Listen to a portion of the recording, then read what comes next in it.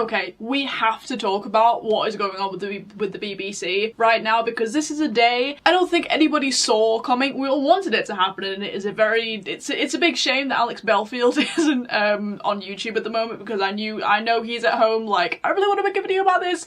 I've been talking about this for years. This is something he's been calling for since he started his channel, pretty much. You know, as we've talked about Alex Belfield before, BBC stuff, you know, different topic.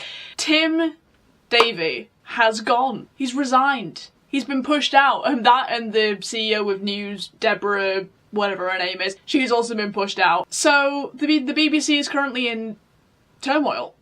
And it's a beautiful thing to see. This is the kind of defeat against the mainstream media that people in the new media space like me and many others have been calling for so long. Welcome back to Playing in Politics, my politics and makeup podcast. Well, it's normally my politics and makeup podcast. My name's Anna. Hello. Normally the format on this channel is I sit down, I talk about politics, and I do my makeup at the same time, but I just needed to make this episode immediately because I was like, I don't want to set up the makeup, I don't want to do any of that, I just want to sit down, I want to have a bit of a celebratory rant with you all, really, because the BBC is something we've talked about extensively on this channel, as I'm sure is the case with many other channels that you watch here on YouTube, because the systemic bias that goes on in the BBC has been a very long-running thing and has got worse in the last kind of few years in terms of just like things coming to the surface. It started really what Tim Davie has been pushed out for, which was January 6th, which, as we all know, January 6th, 2021 was the attack of the Capitol. It was post the 2020 election. Obviously, there was a lot of conversations about like vote fraud and election fraud and things like that, because Trump was saying that, you know, he shouldn't have lost, Joe Biden shouldn't have won, there were, you know, fraud things going on with the voting system and postal votes and all this kind of thing, and a certain group of Trump supporters decided to storm the Capitol that day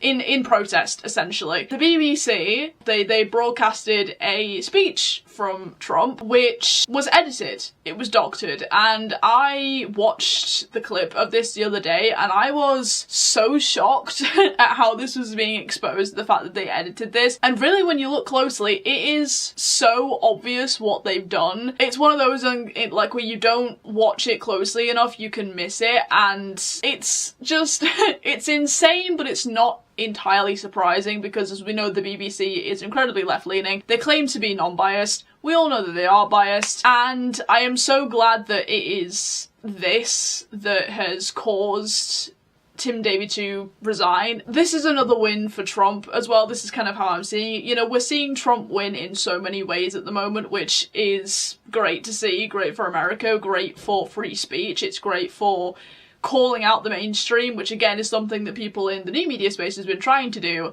for ages. So now it's being done on a mainstream kind of headline in all the newspapers stage, which is fantastic to see. I mean, I didn't even hear about this until I was working, because I work in retail, and I was working this morning, and when I walked past the newspapers and was like, BBC boss resigned, and I'm like, what? Excuse me? It's actually happened, and I was kind of reading the front page, and I was like, oh my god, I need to get home and talk about this. This is why I'm making this video. This is great. This is a win. We need to take this as a massive, massive win for media in this country, and again for Trump and America, and this is incredible. I'm so happy. And of course with the BBC, the cover-up of, you know, people who like children has been so immense over the years. I mean, most recently obviously being with Hugh Edwards, which, you know, we all know how that went, and we all know how infuriated we are every time we think about it. At least I am. It's just crazy. How did he get let go?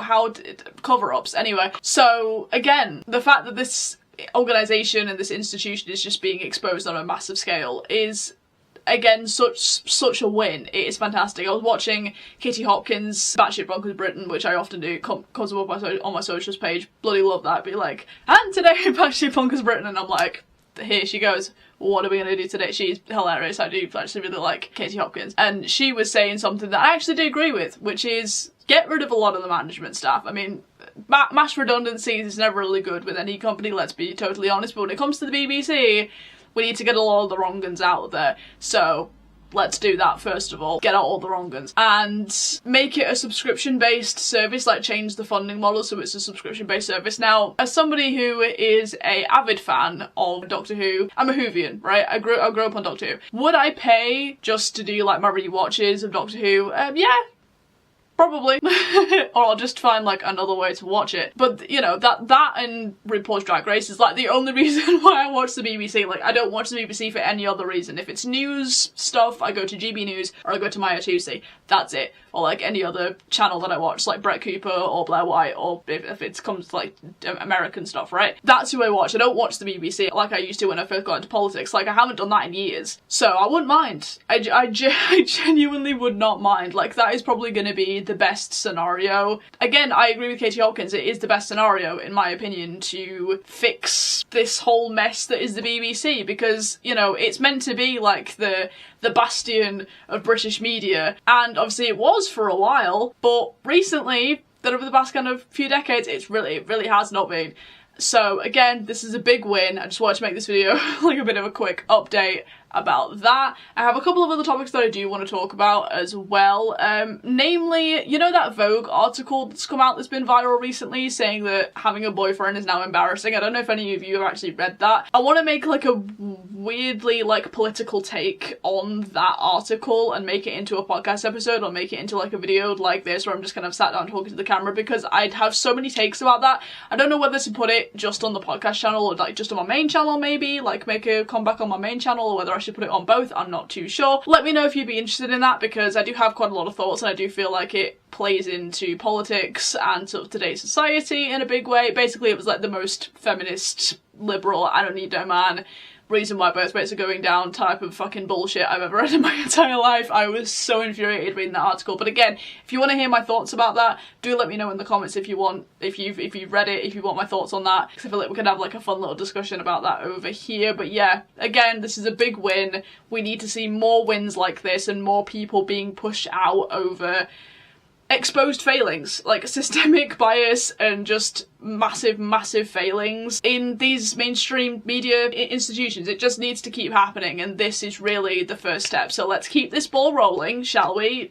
ITV, Sky News, all these people, like let's start fishing out the bad ones. But the BBC especially really needs to be defunded, and big changes need to be made. So make sure to subscribe to this channel so you don't miss out on any more for future episodes of my podcast. Again, normally I do like do my makeup and do a bit more like long form content on here. Again, I just wanted to sit down and make this really quick update because this was like breaking news today, and I was so happy and so elated that I just need to sit down in front of the camera.